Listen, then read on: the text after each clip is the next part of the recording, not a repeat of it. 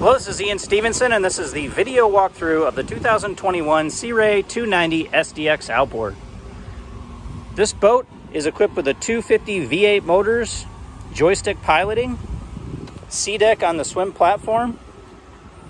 It also has a transom remote for the stereo and a freshwater shower here at the transom. To the starboard side galley, we have a refrigerator freezer combo, as well as storage for drinks and a sink basin. Moving to the helm, flip-flop chaise lounge seating here, as well as the premier stereo upgrade, 12-inch Simrad helm, trim tabs, and of course your joystick piloting control.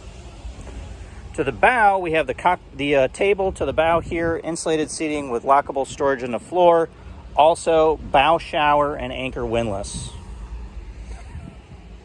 To the port side console, this is equipped with a vacuum flush head. Majority equipment is coming with the vessel. Canvas is in great shape as well. Also has a battery charger and dual battery switch. Storage here to the transom is massive. Plenty of space for all your boating needs. This is Ian Stevenson. This has been the video walkthrough of the 2021 290 SDX Outboard. For more information, call me at 269-207-4979. We'll see you out there.